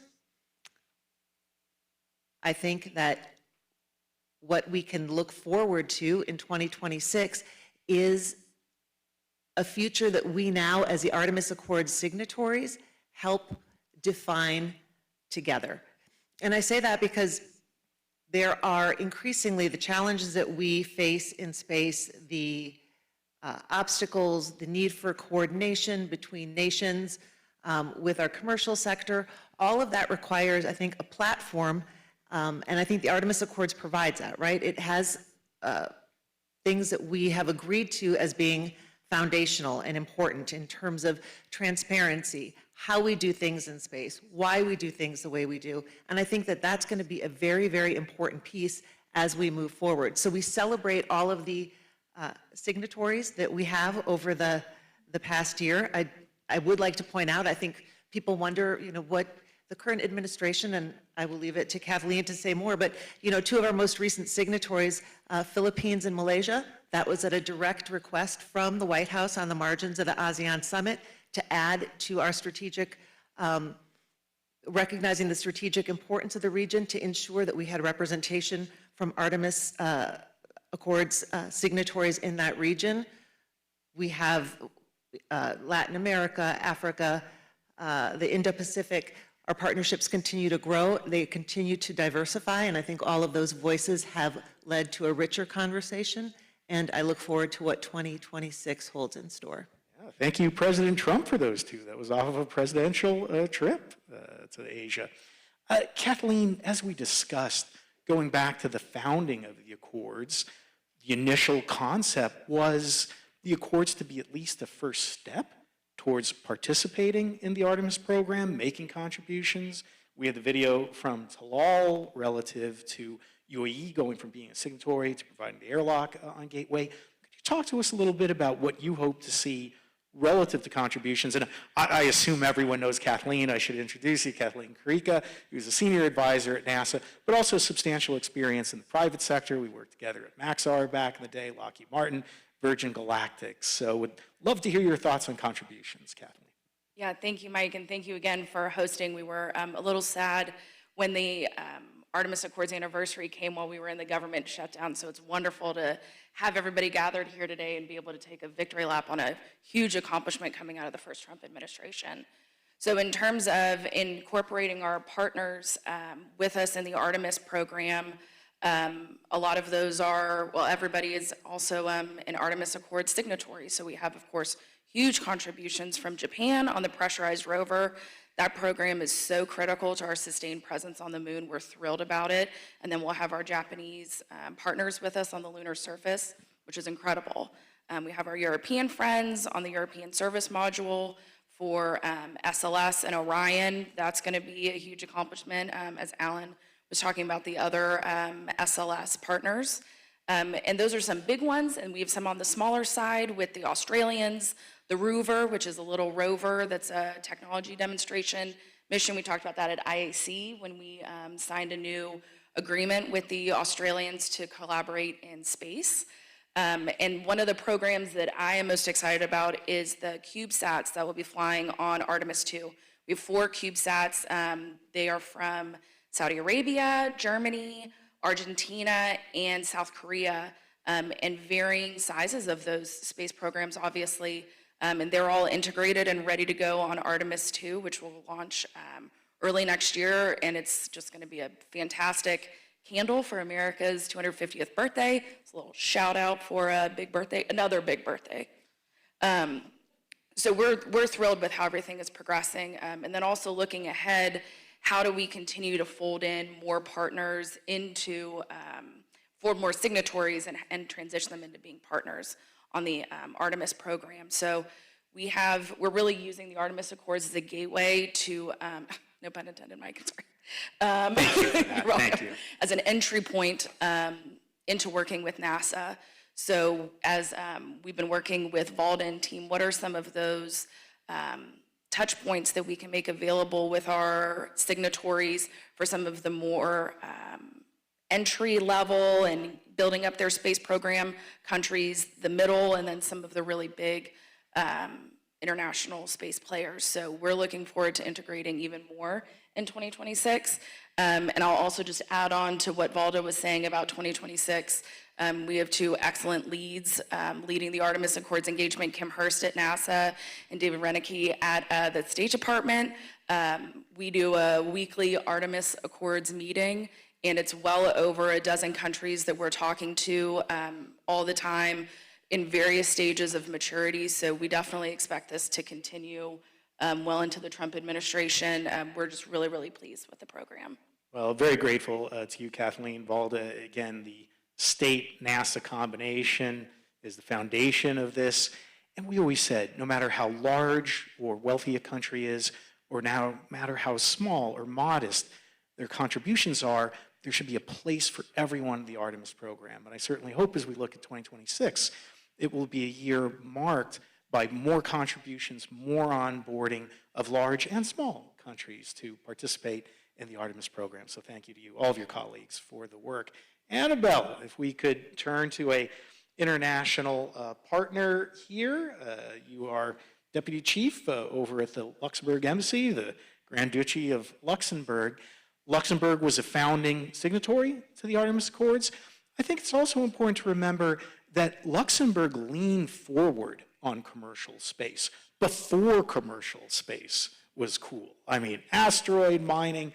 I used to look at Luxembourg space policy and use it to shame the US into doing the right thing. So always appreciated Luxembourg leaning forward, both in policy and on the Accords. So if you could talk maybe a little bit about why Luxembourg became a founding signatory to the Accords and what you hope to see in the Accords moving forward, we would be grateful.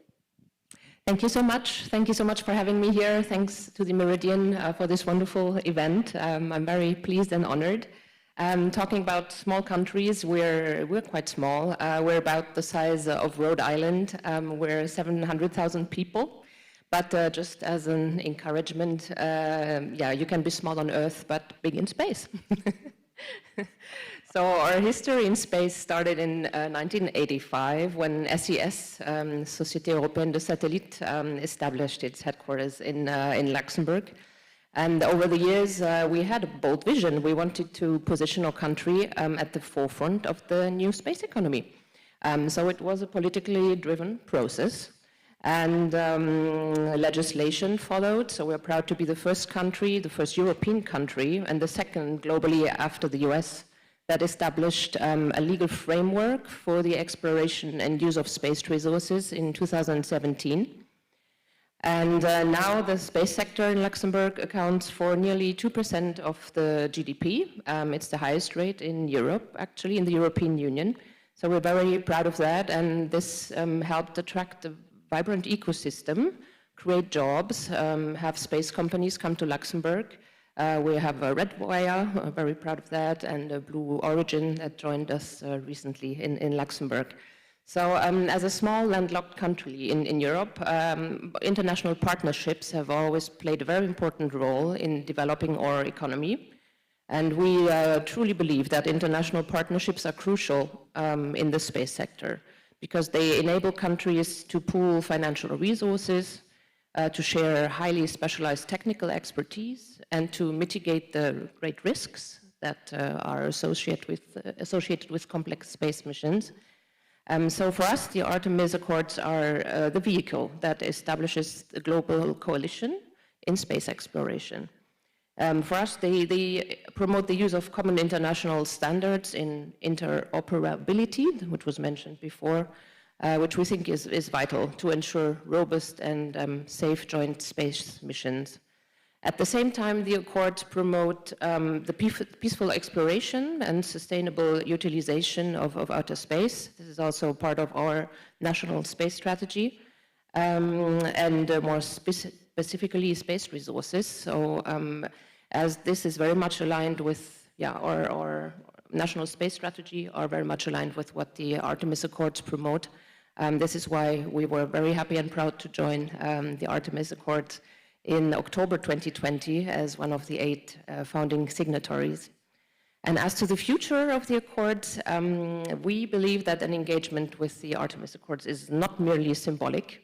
It's a political engagement, of course, but it reflects a deep-rooted belief in multilateral cooperation, in the rule of law in space, and in shared responsibility, also to ensure that space activities benefit all of humankind. By inviting nations that may not currently have space programs, the Accords also aim to democratize space, space capabilities, and to ensure that the entire world benefits from scientific discoveries. And while the number of signatories is growing, which is impressive and which we of course welcome very much, we need to ensure that these principles align with everyone's national space strategies, that we all align on the values that we promote. What we like and appreciate about the Accords is that they have translated the general principles from the Outer Space Treaty into more practical and concrete guidelines, which are discussed on the international level in the UN at COPUOS, for example, where I represented Luxembourg the last 4 years, and I know the Artemis Accords and all the subjects that are covered in the Accords are having a great impact on the discussions there.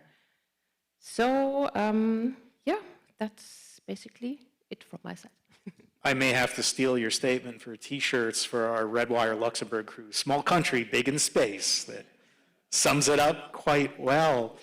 In Valda, we talk about Luxembourg leaning forward in space policy, particularly on the extraction and utilization of space resources.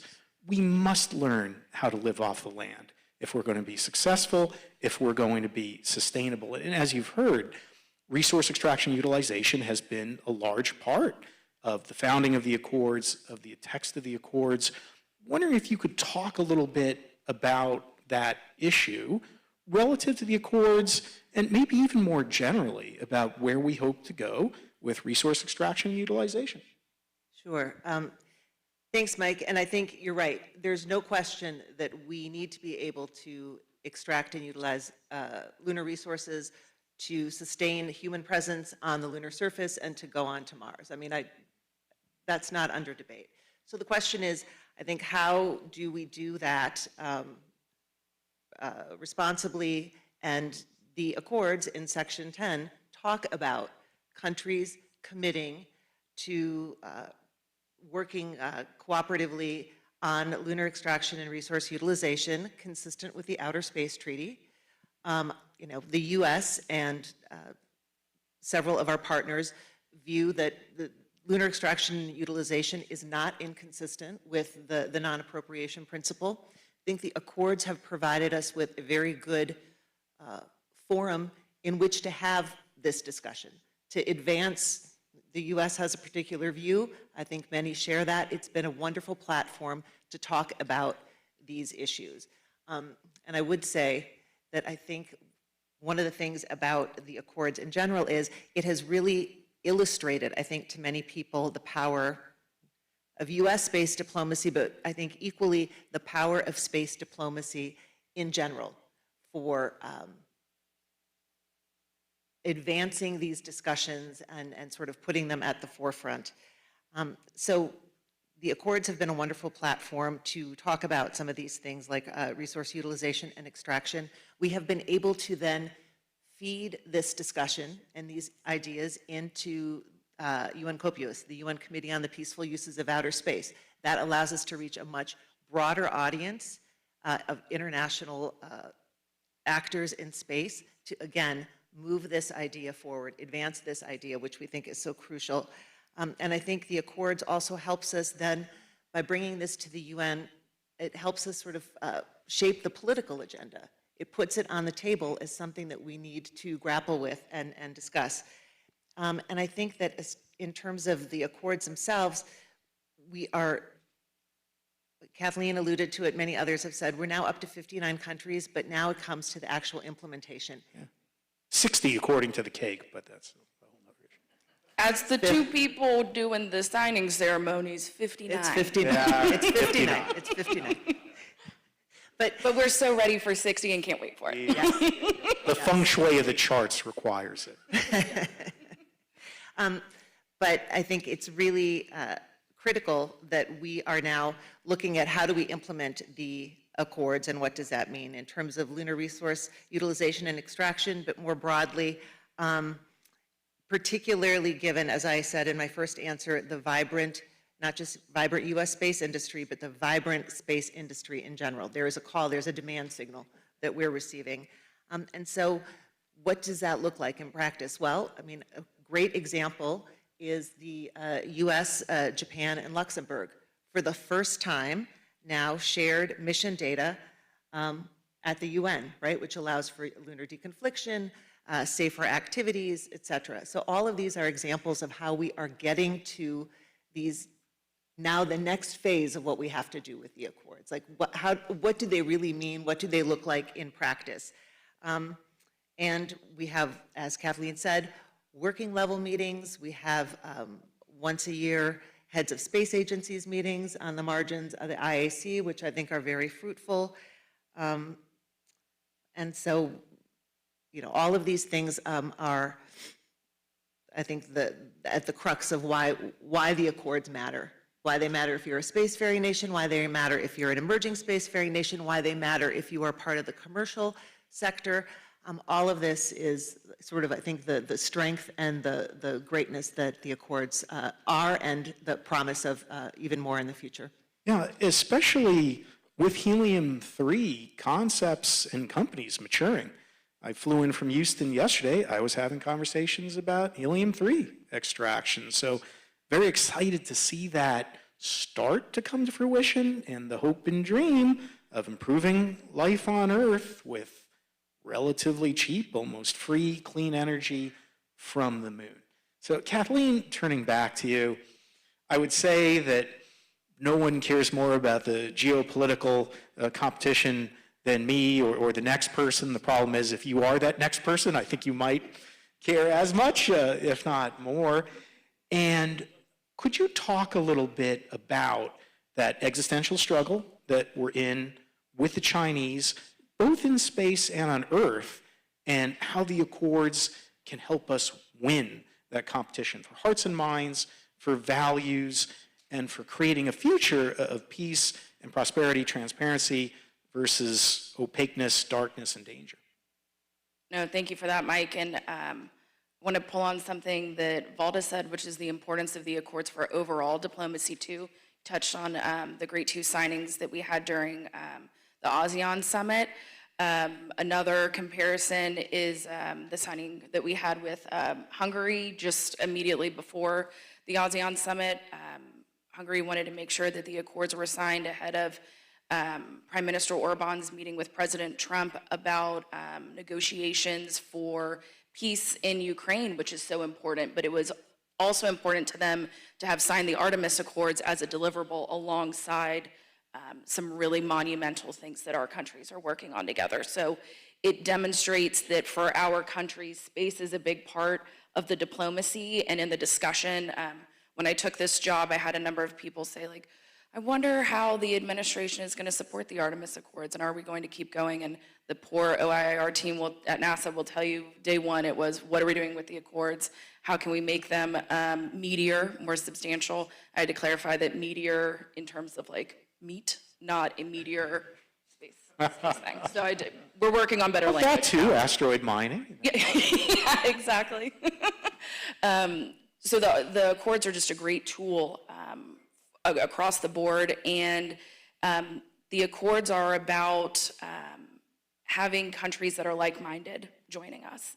And so if countries want to join alongside us on transparency, that's fantastic. But that's the premise, and we are going to hold, and all of us as a community are going to hold the signatories accountable. So as they are working on programs with us on the moon, we're going to be transparent, they're going to be transparent.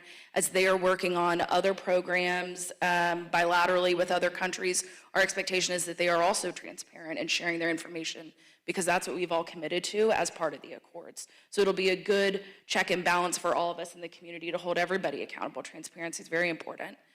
In terms of countering other adversaries in space, I'm so glad that we had Alan Cutler up here and Alicia from CSF. Execution is critical. That's going to be such a huge focus this administration. And also when Mr. Isaacman hopefully gets confirmed, God willing here, sir, love that Maddie's here. We're going to get this hopefully across the line here before the end of the year. The focus is on execution. We have got to hit these deadlines. And that's NASA's got to hit deadlines. Coming from spending my whole career in industry, industry's got to hit deadlines, and also our international partners have to hit deadlines, right? I mean, we've got ESM, we've got the habitat, or we're working on the habitat, and we've got the lunar rover. So execution is so important. And maybe just rounding that out, Alicia also touched on President Trump's executive order on commercial space deregulation. To have a sustainable lunar presence where we all get to really enjoy the benefits of the Artemis Accords, we have to have a framework that doesn't get in the way from a legal perspective. So I would just encourage our companies, as we're going through the mission auth process, it's very much underway, as Alicia touched on.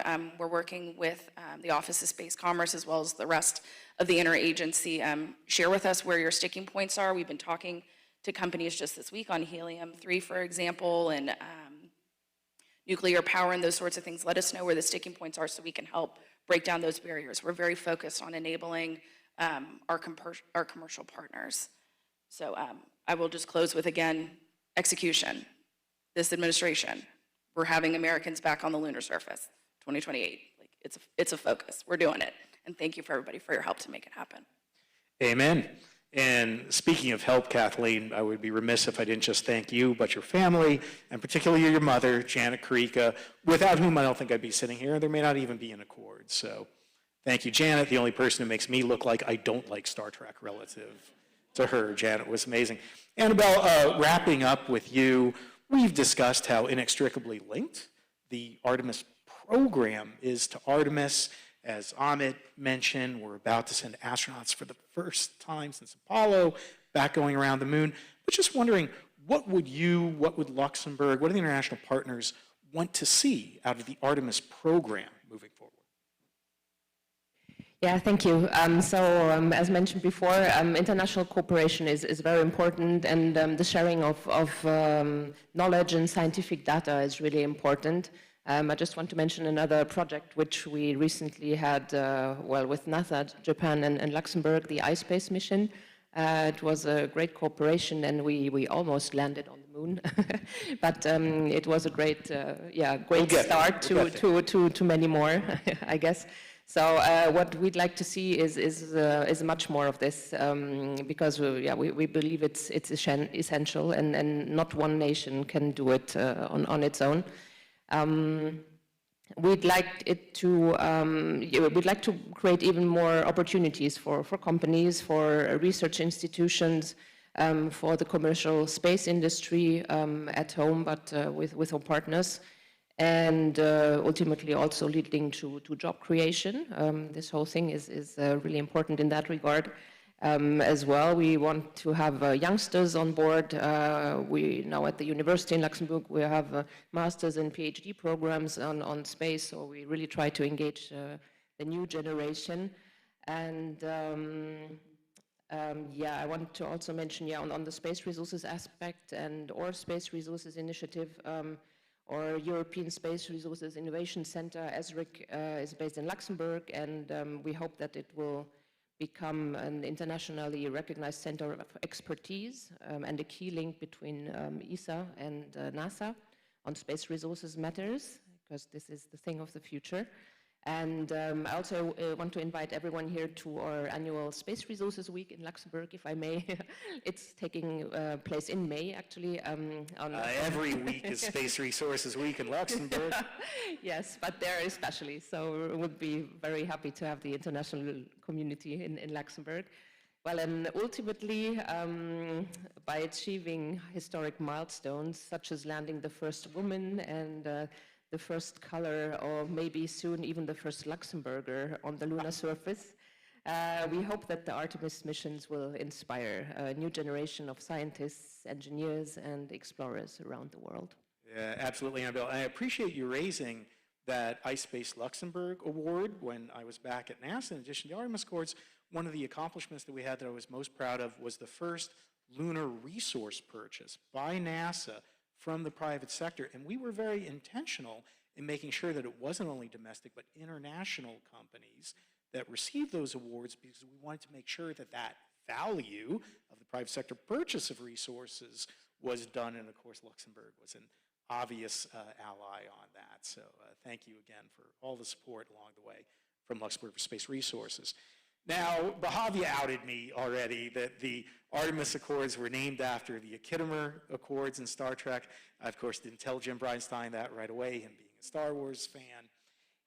And the values of Star Trek, I think, permeate the Artemis Accords and served as a great inspiration for all of us in developing the Accords, and I think in this field generally. So it was incredibly appropriate, and I'm incredibly grateful that we actually got a message from the bridge of the USS Enterprise, delivered by Captain Christopher Pike himself, played by Anson Mount, and Jess Bush, who plays the character Christine Chapel, on, I believe, close to the last day of filming on Star Trek Strange New Worlds. Action. Hello, Hey, it's everybody. Jess Bush and Anson Mount, Nurse Chapel, Strange New Worlds. Captain Pike. Pike, yes, that's who I play. We're coming to you from the bridge to say congratulations on 5 years of the Artemis Accords. Yeah, unbelievable when you think back. When we first started our journey on this show, there were only 9 signatories, and now there are 60, which is just amazing progress, including the recent inductees of Malaysia, Latvia, and the Philippines. Take care of it in post. And we just feel that what you're doing right now, pursuing spacefaring in a spirit of community and peace, is exactly what Gene Roddenberry invited us to imagine with him so long ago. Yeah. And now, as adults, so I don't know about you, but when I was a kid, Star Trek was my make-believe game, as I'm sure it was for many people in the room right now. And for me, it's come to me later, but I think getting involved in the Star Trek universe and then getting to know some folks at NASA and seeing the overlap has been such a beautiful, eye-opening experience. And I think we're both just so thrilled and honored to be part of a show that has inspired such a real-world example of an optimistic future. And It is odd how life can imitate art. Yeah. And we really thank you from the bottom of our heart for supporting us in our endeavors. And we hope that we can continue to do the same for you going forward. absolutely. Thank you so much, and enjoy the celebration. You deserve it. Full sails and how's it go? I don't know. I don't know what you're saying. What is that?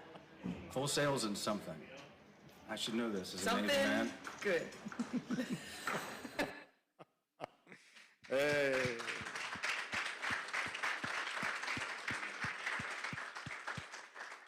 I'd like to personally thank Anson Mount and Jess Bush for continuing that proud tradition of the Star Trek cast and crew supporting real exploration, supporting NASA, supporting international relationships. It's an inspiration to us all. And now that the Artemis Accords have been mentioned on the bridge of the Enterprise, I can die happy. My life is complete now. So, well, thank you, panel. Let's have a round of applause for our panel. We've spent most of this morning talking about the important relationship between NASA and the Department of State to support that gave birth to the Artemis Accords, which is why I think it's only appropriate that began with NASA. We're going to end with Department of State. So it's my pleasure to introduce Dr. John Thompson, who is the Senior Bureau Official, Bureau of Oceans and International Environmental and Scientific Affairs at the U.S. Department of State. You almost need 2 cards for the titles at Department of State. It's never simple or easy, but have really appreciated the leadership of State, the partnership when I was there, the partnership that's ongoing, and Dr. Thompson's leadership now that he is in the position. So let's have a warm round of applause for Dr. Thompson. Thanks, Mike. Appreciate it. Thanks very much, and good morning. It's a little tough to be the speaker following up on a Star Trek beam-in, but I'll do my best. So thanks to Redwire Space and Meridian.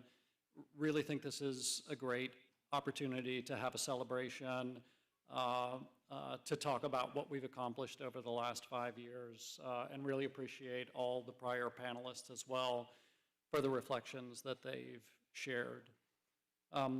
Space plays a critical role in America's foreign policy, and the Artemis Accords really serve as the foundation for our ongoing space exploration efforts, including our mission to return to the moon and travel onwards towards Mars.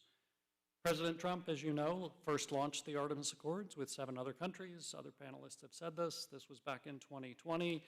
And since that time, the Accords have really guided the world in responsible exploration and use of space, with 3 countries joining just last month. Artemis Accords countries, I think this is really important, have committed to a common vision for how to explore and how to use space, a commitment to principles of peace and prosperity, safety, transparency, and scientific collaboration. These values, unfortunately, are at risk. Some countries don't share these values. They seek to militarize space and use it for their own interests. They disregard calls for transparency and safety and blur the lines between peaceful civil activities in space and their own military ambitions. By expanding and implementing the Accords, the United States and our fellow signatories are pushing back against the aggressive use of outer space and are working together to shape space activities in a way that benefits all. As the United States gets closer to returning humans to the moon, the principles of the Accords matter more than ever. We must not only continue to expand the Accords by securing new signatories, we must also actively use this community to keep space safe and open. And even though the Artemis Accords focus on civil space activities, it's important to reinforce that America's leading role in space will also depend on the success of the commercial space industry. That is why we are simultaneously focused on supporting the growth of the U.S. commercial space industry that is critical to our long-term success. We need to listen to the private sector and empower U.S. companies to help us develop international standards and best practices for space activities, as laid out in the Accords. As the space economy becomes truly global and expands its scope to new markets, many of which honestly barely exist today, it is critical that the United States and our Artemis partners lead the way. And finally, I'd just like to congratulate our 3 newest Accords signatories, Hungary, Malaysia, and the Philippines. And I think just to say, these countries know why joining the Accords matters. Malaysia is now implementing its national space policy.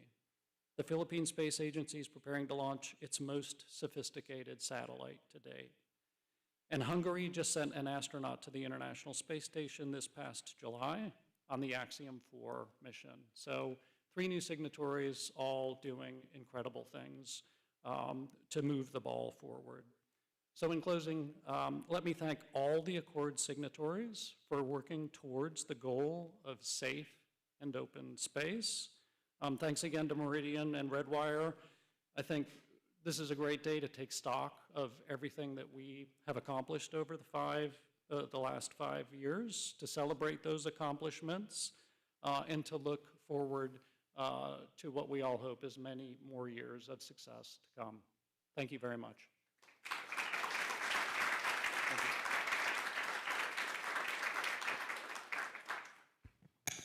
Thank you, John. Thank you to Northrop Grumman. And thank you to Mike and all of our speakers. But really, Mike, thank you so much. Meridian is thrilled to help joint host this program with you today. We're an organization whose space diplomacy initiative, which I direct, is focused on international cooperation and strengthening American leadership in space. And I can't imagine how that would go without the Artemis Accords. And I don't know if I've mentioned this to you yet, but we are big believers in the role of non-government officials in advancing international affairs, and that includes engineers and technologists and scientists. And each summer, we have a program that provides diplomatic skills, things like negotiation and communication and cultural competency. We provide that to American PhD students. And we also focus in on geopolitical resilience and understanding the international sphere. And I know he is tuning in today, Jonathan Margolis, who you had referenced earlier, and one of the authors of the Accords. And Jonathan created a series of Artemis of debates that focus on some of the key decision points that you and others in the room made as part of the interagency to develop the Accords. And those debates are central for our next generation of scientists to understand international affairs and to ultimately become science diplomats. So I thought that was sort of a neat aspect there that I wanted to mention. Just a couple other items. I do want to mention that this conversation is going to continue on March 25th when Meridian hosts our Space Diplomacy Forum. It's going to be held right back here at Meridian House. This is going to be held on the sidelines of the Satellite Conference. And so in addition to folks from within Washington, we're also going to have space leaders from across the country, but also from around the world here to be part of that conversation. If you're interested in partnering with us on that program, feel free to see me or any of my colleagues. With that, I want to thank our virtual audience. Let those folks know who want to, they can watch this on our website after the program. And then I've also been asked to invite all of the speakers to come up here for a photo at the end with the cake. I know that the cake is becoming a little bit of contentious with the number 59 or 60, but this is 2025. And as my kids would say in one of these situations, 6, 7. So with that, I welcome others to have some coffee out in the dining room for a little bit, and then we'll have cake in just a little bit. But if all the speakers could come up here, that would be great. And thank you all so much for joining us.